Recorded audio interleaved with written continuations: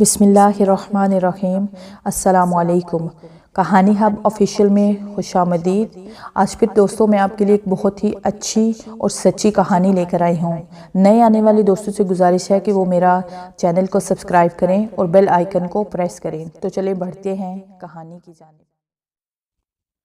शाम के साए फैलते जा रहे थे। सूरज बहुत दूर पहाड़ों के पीछे छुपने वाला था।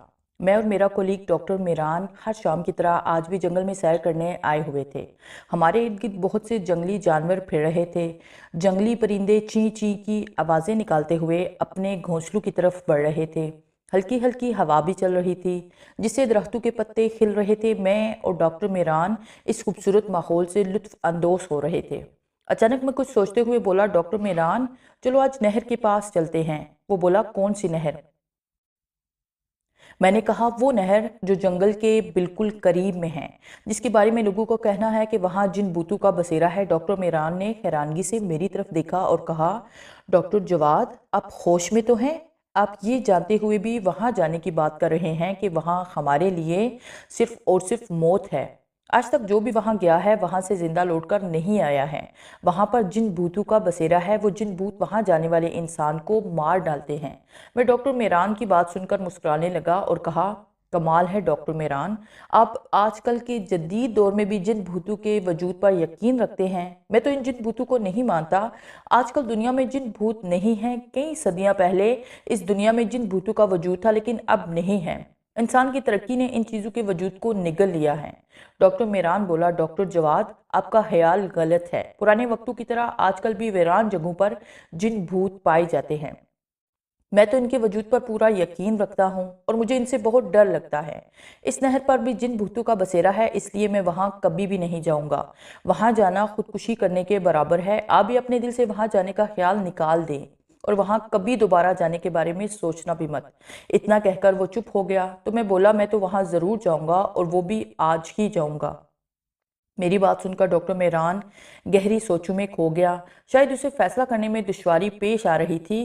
कहो क्या करें, मेरे साथ जाएं या नहीं? काफ़ी देर सोचने के बाद वो मेरी तरफ देखते हुए बोला, डॉक्टर जवाद मैं आपके साथ जाने को तैयार हूँ, लेकिन मेरी एक बात अच्छी तरह जहन नशीन कर लें कि हम दोनों वहाँ से वापस कभी नहीं आ सकेंगे। जिन भूतों का वहाँ पर बसेरा है वो हमें मार देंगे और हमारे घर वालों को हमारी लाशें भी नहीं मिल सकेंगी। उसकी बात सुनकर मैं मुस्कुरा दिया और बोला, कॉमन डॉक्टर मीरान, तुम तो ऐसे ही डर रहे हो और खामखा ही मुझे भी डराने की कोशिश कर रहे हो। इस नहर पर किसी जिन भूत का साया भी नहीं है। ये सब लोगों के मुंह की बातें हैं। हम वहां से जरूर वापस लौट कर आएंगे। चलो, देर हो रही है। हमारे वहां जाने तक सूरज गुरूब हो जाएगा और फिर वापसी पर हमें रास्ता तलाश करने में मुश्किल होगी। डॉक्टर मेहरान बोला, डॉक्टर जवाब मेरी तुमसे रिक्वेस्ट है कि अभी नहर तक पहुंचने में हमें 1 घंटा लगेगा। अंधेरा होने की वजह से हम उस जंगल में भटक जाएंगे और फिर रात हमें जंगल में ही गुजारनी पड़ेगी और अस्पताल में मरीज भी हमारा इंतज़ार कर रहे होंगे। हम अभी वापस अस्पताल चलते हैं, कल सुबह नहर की तरफ चलेंगे। मैंने डॉक्टर मेहरान की बात से इत्फाक किया और हम दोनों गांव की तरफ चल पड़े। हम गांव में दाखिल हुए तो गांव के लोग अपने खेतों में खेती बाड़ी करने के बाद अपने अपने घरों को जा रहे थे। वो सब झुक झुक कर हमें सलाम करने लगे। कुछ की देर बाद मैं डॉक्टर मेहरान अस्पताल पहुंच गए। वहां बहुत से मरीज हमारा इंतजार कर रहे थे। डॉक्टर मेहरान अपने रूम में चला गया और अपने मरीजों को चेक करने लगा। मैं भी अपने रूम में जाकर अपने मरीजों को चेक करने लगा। रात के वक्त मरीज खत्म हुए। मैं और डॉक्टर मीरान अपने घर चले गए, जो कि अस्पताल के साथ ही था। ये घर हमें गवर्नमेंट की तरफ से मिला था। घर जाकर हम दोनों ने खाना खाया और सोने के लिए अपने अपने कमरों में चले गए। 2 साल पहले मेरी ट्रांसफ़र अपने शहर के हॉस्पिटल से इस गांव के हॉस्पिटल में कर दी गई थी। ये गांव मेरे शहर से 300 मील दूर था। मेरी यहाँ ट्रांसफ़र मेरे लिए बहुत अजियतनाक थी क्योंकि मुझे अपने घर वालों से बहुत दूर कर दिया गया था। मैं शहर में पैदा हुआ था और शहर में ही पला बड़ा था। गाँव की तो मैंने कभी सूरत भी नहीं देखी थी। जब मैं यहाँ इस गाँव में आया था तो मुझे नहीं लगता था कि मैं यहाँ एडजस्ट हो पाऊँगा, लेकिन यहाँ के लोग बहुत अच्छे थे। उन्होंने और अस्पताल के स्टाफ ने मेरी यहाँ एडजस्टमेंट होने में बहुत मदद की और फिर कुछ ही अरसे में मैं इन लोगों में घुल मिल गया। मुझे हॉस्पिटल के साथ ही एक घर में रिहाइश मुहैया कर दी गई। मेरे साथ डॉक्टर मीरान भी इस घर में रहता था। गाँव के इस हॉस्पिटल में सिर्फ हम 2 ही डॉक्टर थे। हम दोनों एक दूसरे के गहरे दोस्त बन गए। सुबह मेरी आंख 9 बजे खुली, सूरज चढ़ चुका था। मैंने जल्दी से फ्रेश होकर नाश्ता किया और डॉक्टर मेहरान को साथ लेकर नहर की तरफ निकल गया। कुछ ही देर बाद मैं और डॉक्टर मेहरान जंगल में पहुंच गए। हम जंगल के मगरब में वाक़े नहर की जानिब बढ़ने लगे। मैं काफ़ी एक्साइटेड था, जबकि डॉक्टर मेहरान काफ़ी खौफजदा दिखाई दे रहा था। अब भी कह रहा था कि हम वहाँ ना जाएं, वहाँ जिन भूतों का बसेरा है वो हमें मार देंगे। मैं उसकी बातों से महफूज हो रहा था और दिल ही दिल में सोच रहा था कि डॉक्टर मेहरान बहुत डरपोक इंसान है। वो लोगों की बातों में आकर डर गया है और वो मुझे भी अपने साथ खौफजदा करना चाह रहा है, लेकिन मैं किसी भी सूरत खौफजदा नहीं होऊंगा। वक्त गुजरता जा रहा था। हम दोनों मुसलसल उस नहर की जानिब बढ़ रहे थे। 1 घंटे बाद मैं और डॉक्टर मेहरान उस नहर के करीब पहुंचे। उस नहर के इर्द गिर्द की जगह बहुत ही खूबसूरत थी। हर तरफ सब्जा ही सब्जा था, जो दिल को बहुत अच्छा लगता था। नहर का पानी साफ सुथरा और बहुत खूबसूरत था। नहर के इर्द गिर्द का जायजा लेने के बाद मैंने मुस्कुराते हुए डॉक्टर मेहरान की जानिब देखा और कहा, डॉक्टर मेहरान, कहाँ हैं आपके जिन भूत? आप तो कह रहे थे कि इस नहर पर जिन भूतों का कब्जा है और वो हमें मार देंगे, तो बुलाएं इन्हें और कहें कि हमें मार कर दिखाएं। मैंने एक जोरदार कहकहा लगाया और कहा, मैंने आपसे कहा था ना कि आजकल के जदीद दौर में जिन भूतों का कोई वजूद नहीं है। मैंने ठीक कहा था और मैंने अपनी बात को सच साबित कर दिया है, जबकि आपकी बात गलत साबित हुई है। अभी मैं बोल ही रहा था कि मुझे यूं लगा जैसे कोई रो रहा है। मैं खामोश हो गया और उस रोने की आवाज़ को गौर से सुनने लगा, जो कि बहुत धीमी धीमी थी। वो आवाज़ काफ़ी दूर से आ रही थी। डॉक्टर मीरा ने कहा, क्या आपको किसी के रोने की आवाज़ सुनाई दे रही है? मैंने कहा हाँ। वो बोला, ये आवाज़ किसी औरत की है, लेकिन सोचने की बात है कि किसी औरत का यहाँ क्या काम? यहाँ तो मर्द भी आने से डरते हैं, फिर ये औरत यहाँ कैसे आ सकती है? यकीनन ये औरत के रूप में कोई चुड़ैल होगी। मैंने अपने दादा से सुना था कि चुड़ैल हर किस्म के रूप धार सकती है और वो अमूमन औरत के रूप में इंसानों के सामने आती है और इंसान को अपने जाल में फंसा लेती है, फिर वो इंसान को मार देती है। मुझे डॉक्टर मेहरान की बात सुनकर शदीद गुस्सा आया। मैं गुस्से से लड़ते हुए बोला, डॉक्टर मेहरान, आपने फिर वही बात शुरू कर दी। अभी तक आपको यकीन नहीं आया कि इस दुनिया में जिन भूत नहीं रहते। आप पता नहीं अपने दादा परदादा की बातों को लेकर क्यों बैठ गए हैं। उन्होंने महज डराने के लिए आपको बचपन में कहानियां सुनाई थी, जो उन्होंने खुद अपने बाप दादा से सुनी थी, लेकिन वो सब झूठी थी। हकीकत का इनसे दूर दूर तक कोई ताल्लुक नहीं था। मैंने कहा तो डॉक्टर मेहरान कुछ देर सोचने के बाद बोला, डॉक्टर जवाद, शायद आप ठीक कह रहे हैं। वाकई इस दुनिया में जिन भूतों का कोई वजूद नहीं है। अगर इनका कोई वजूद होता तो वो हमें ज़रूर दिखाई देते, लेकिन आज तक ना मैंने कोई जिन भूत देखा है और ना ही आपने देखा है। इससे यही साबित होता है कि इनका कोई वजूद इंसान के दिमाग और ख्यालात की तहलीक है। हकीकत में ऐसा कुछ नहीं है। डॉक्टर मेहरान की बात सुनकर मैं मुस्कुराया और बोला, शुक्र है डॉक्टर मेहरान, आपको मेरी बात पर यकीन आ गया। उस औरत की रोने की आवाज़ अभी तक सुनाई दे रही थी। चलिए चलकर उससे पूछते हैं कि वो क्यों रो रही है और यहाँ कैसे आई है। हम दोनों उस तरफ चल पड़े जिस तरफ से आवाज़ आ रही थी। कुछ ही देर बाद हम उसके पास पहुंच गए। वो एक बहुत ही हसीन दोशीज़ा थी। इतनी हसीन लड़की तो मैंने कभी ख्वाबों में भी ना देखी थी। मुझे तो वो इस दुनिया की लग ही नहीं रही थी। उसके बहते हुए अश्क भी उसके चेहरे पर बहुत प्यारे लग रहे थे। मेरा जी चाहा कि वो इसी तरह सारी उम्र मेरे सामने बैठी रहे और मैं उसे तकता रहूं। अचानक उसे अपने करीब हमारी मौजूदगी का एहसास हुआ तो उसने चौंक कर मेरी और डॉक्टर मेहरान की तरफ देखा। उसकी आंखें सुर्ख थी, शायद बहुत ज़्यादा रोने की वजह से। वो बहुत ज़्यादा दुखी दिखाई दे रही थी। वो हैरानगी से कभी मेरे चेहरे को देखती और कभी डॉक्टर मेहरान के चेहरे को देखती। मैंने अपने अंदर हिम्मत जमा की और उससे गोया हुआ, कौन है आप और रो क्यों रही हैं? उसकी आंखों से आंसू अभी तक गिर रहे थे। उसने एक लंबी सांस खारिज की और बोली, मैं परिस्तान की शहजादी हूँ और मेरा नाम लैला परी है। इतना कहने के बाद वो चुप हो गई। मैं उसके दोबारा बोलने का इंतजार करने लगा। काफ़ी देर गुजर गई लेकिन वो ना बोली। तो मैंने कहा, आपने मेरी दूसरी बात का जवाब नहीं दिया। आप क्यों रो रही हैं? उसने एक लंबी आह भरी और कहा, मेरा सब कुछ लुट गया है। मैं बर्बाद हो गई हूँ। मेरा इस दुनिया में कोई नहीं है। मैं बहुत अकेली हो चुकी हूँ। मेरे परिस्तान के तमाम जिन्नात मर चुके हैं और तमाम परियां कैद हैं। परिस्तान उजड़ चुका है। इतना कहने के बाद वो एक बार फिर चुप हो गई। मैं और डॉक्टर मेहरान हैरानगी से उसकी तरफ देख रहे थे। हमें यकीन नहीं आ रहा था कि क्या हम वाकई एक परी के पास खड़े हैं या लड़की झूठ बोल रही है। वो लड़की मुसलसल रोई जा रही थी। उसका उदास और बुझा बुझा चेहरा इस बात की गवाही दे रहा था कि वो सच कह रही है। वो वाकई एक परी है। उसका परिस्तान उजड़ चुका है। पता नहीं अचानक क्यों मुझे उसकी बात पर यकीन सा आने लगा। कुछ देर पहले तक मेरे दिमाग में जो ख्यालात थे कि इस दुनिया में ऐसी मखलूक़ात नहीं पाई जाती, वो झूठ लगने लगे थे। मैंने लैला परी की उदास आंखों में देखा तो मुझे उनमें से बहुत दर्द नजर आया। मैंने कहा, आप हमें पूरी बात बताएं, क्या हुआ है, किसने उजाड़ा है परिस्तान? वो कौन जालिम है जिसने परिस्तान के जिन्नात को मार दिया है और परियों को कैद कर लिया है? मेरी बात सुनकर वो बोली, हमारा परिस्तान बहुत खूबसूरत था। वहाँ खूबसूरत परियां रंग बिरंगे कपड़ों में इधर उधर उड़ती फिरती थी। मेरे बाबा परिस्तान के बादशाह थे, वो बहुत अच्छे इंसान थे, वो हर किसी से प्यार करते थे। परिस्तान में हर तरफ सुकून ही सुकून था। तमाम परियां और जिन्नात हंसी खुशी जिंदगी बसर कर रहे थे।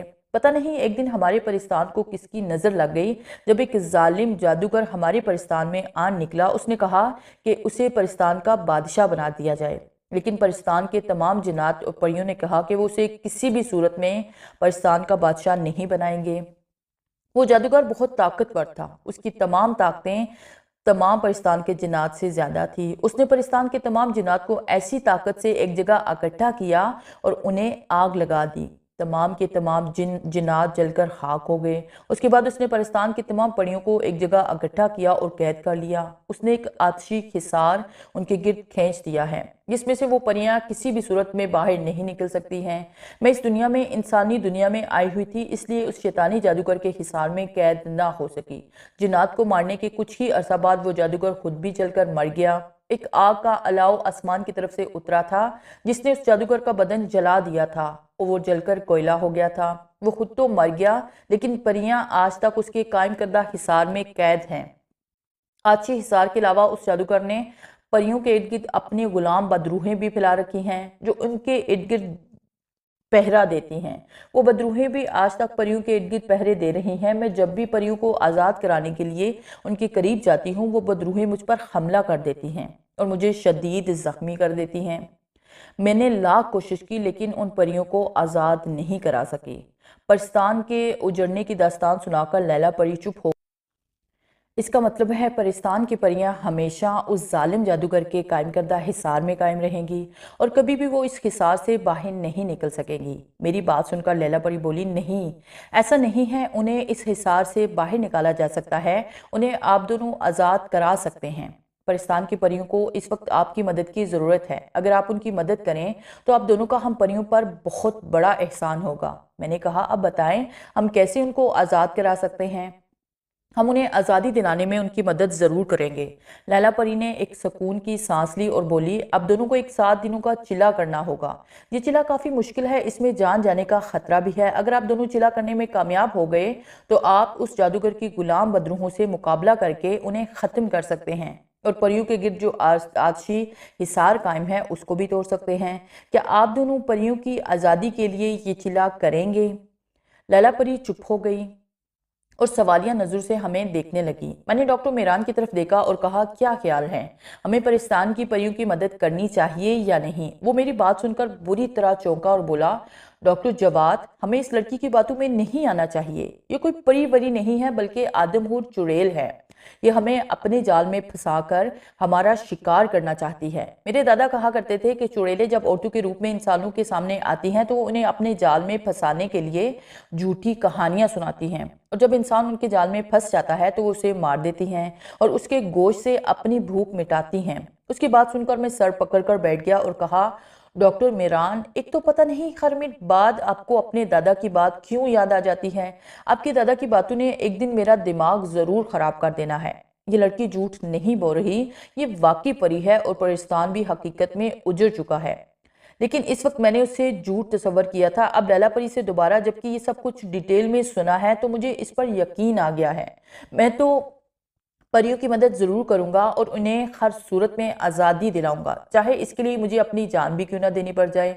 आप बताएं, आप इस काम में मेरा साथ देंगे या नहीं? मैं चुप हो गया। डॉक्टर मेरान कुछ देर सोचते हुए बोला, मेरे दादा कहते थे कि इंसान को दूसरों की मदद ज़रूर करनी चाहिए, इसलिए मैं भी आपके साथ उन परियों की मदद ज़रूर करूंगा। इसकी बात सुनकर मैं मुस्कुरा दिया और कहा, शुक्र है कि तुम्हारे दादा ने कोई तो अच्छी बात की है। लैला परी, मैंने लैला परी की तरफ देखते हुए कहा, आप बताएं, हमें वो चिला कैसे करना होगा और किस जगह करना होगा? वो बोली, आपको ये चिला परिस्तान के एक पहाड़ पर करना होगा। आप दोनों मेरे साथ चलें, मैं आपको वो पहाड़ दिखाती हूँ। उसने मेरा और डॉक्टर मीरान का हाथ पकड़ा और उड़ने लगी। हम दोनों भी उसके साथ साथ हवाओं में उड़ रहे थे। मुझे और डॉक्टर मीरान को ये ख्वाब लग रहा था। हम तीनों काफ़ी देर हवाओं में उड़ते रहे। फिर हम एक खूबसूरत इलाके में दाखिल हो गए। लैला परी बोली, ये परिस्तान शुरू हो गया है। हम परिस्तान में दाखिल हो गए हैं। परिस्तान बहुत दिलकश था। मैंने परिस्तान की खूबसूरती के बारे में जितना किताबों में पढ़ा था, हकीकत में वो इससे भी बहुत ज़्यादा खूबसूरत था। ऐसे लगता था जैसे पूरी दुनिया की खूबसूरती इसमें समा गई हो। हर तरफ सब्जा ही सब्जा था जो दिल को मसरूर कर रहा था। कुछ देर बाद हम तीनों एक पहाड़ पर उतरे। उस पहाड़ से खूबसूरत आबशारें बह रही थी। चारों तरफ हसीन नज़ारे थे जिनको देखकर जी चाहता था कि मैं उसी जगह पर रहूं। उन्हीं खूबसूरत नज़ारों में मैं अपनी पूरी ज़िंदगी गुजार दूं। अभी मैं उस जगह के हुस्न में ही गुम था कि लैला परी की आवाज़ सुनाई दी। ये है वो पहाड़ जिस पर आप दोनों ने चिला करना है। वो चिला मगरिब के वक्त सूरज गरूब होने के बाद शुरू होगा और सुबह सूरज तुलू होने पर ख़त्म होगा। चिले के दौरान आप दोनों को जादूगर की गुलाम बदरूहें डराएंगी, लेकिन आप दोनों ने डरना नहीं है। चिला शुरू करने से पहले आप दोनों ने अपने गिर्द एक हिफाजती हिसार खींचना होगा। वह हिसार आप दोनों की हिफाजत करेगा। कोई भी चीज़ इस हिसार से अंदर दाखिल नहीं होगी। चिले के दौरान आप दोनों को एक विर्द पढ़ना होगा। उसने वो विर्द हम दोनों को याद करवाया और फिर हमें परिस्तान की सैर कराने लगी। शाम तक हम उस खूबसूरत इलाके की सैर करते रहे। सूरज गरूब होने से कुछ देर पहले हम दोनों उसी पहाड़ पर वापस आ गए जहां पर मैंने और डॉक्टर मीरान ने चिला करना था। लैला परी ने कुछ पढ़कर फूंक मारी तो ज़मीन पर एक दस्तरखान बिछ गया जिस पर तरह तरह के खाने चुने हुए थे। हम तीनों ने मिलकर खाना खाया। वक्त गुजरता गया, सूरज गरूब हो गया। मैं और डॉक्टर मीरान इकट्ठे एक जगह पर बैठ गए और अपने इर्द गिर्द हिसार खींच लिया। लैला परी का बताया हुआ विर्द पढ़ने लगे। शुरू शुरू में तो कुछ ना हुआ। ना ही हमें जादूगर की गुलाम बदरूहें दिखाई दी और ना ही कोई और खौफनाक वाकया बीता। लेकिन वक्त गुजरने के साथ साथ हमारे इर्द गिर्द के माहौल में तब्दीली आती गई।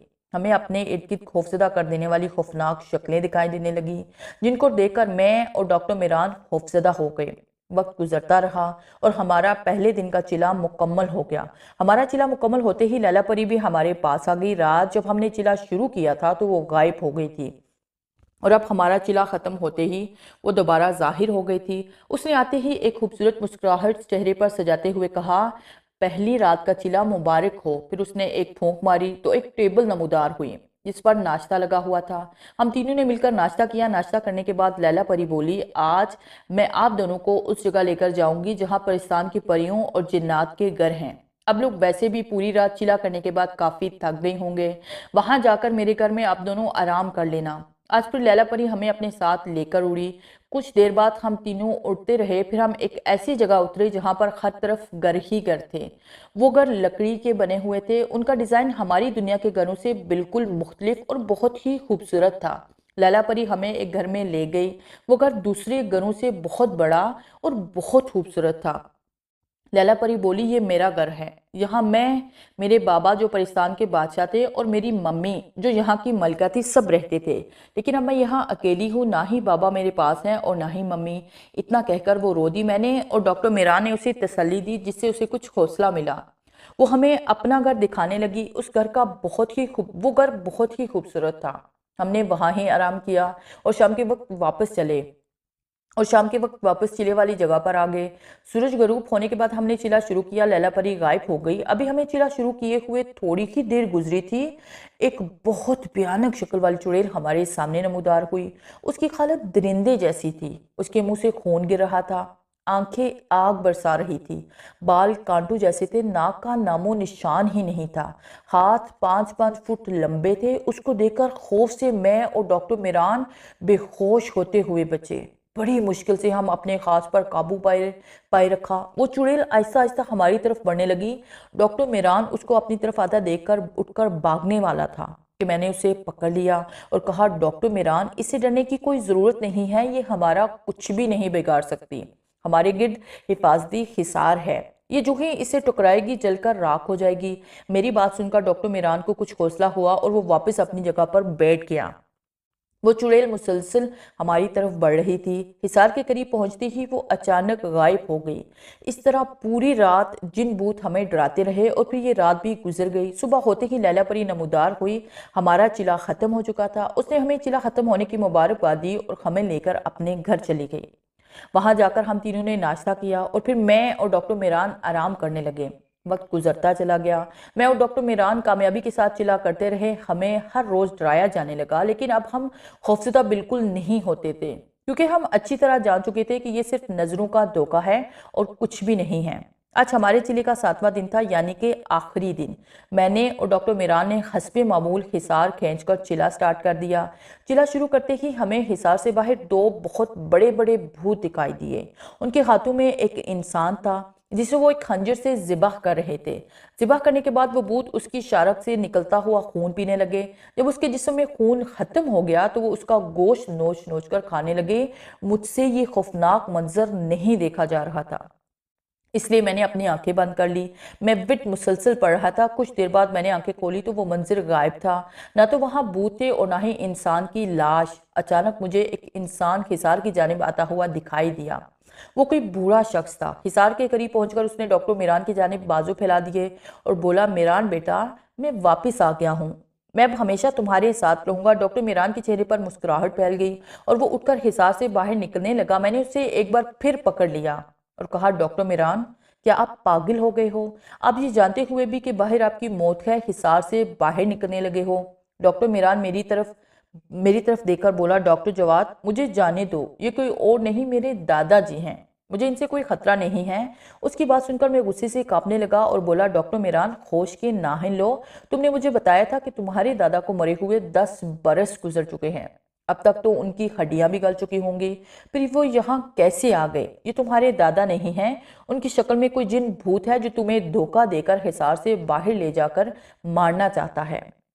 मेरी बात सुनकर डॉक्टर मेरान बोला, वो ये बात तो मैं भूल ही गया था कि मेरे दादा मर चुके हैं। वैसे वो कहा करते थे कि मैं मरने के बाद भी रूह की सूरत में तुम्हें मिलने आया करूंगा। शायद ये उनकी रूह होगी। मैं बोला, डॉक्टर मेरान, पागल मत बनो। मरने के बाद इंसान की रूह नहीं है, बल्कि तुम्हारी मौत है। प्लीज आंखें बंद कर लो और विर्द पढ़ते रहो। इस तरह तुम इन जिन भूतों के फरेब में नहीं आओगे। डॉक्टर मेरान ने ऐसा ही किया।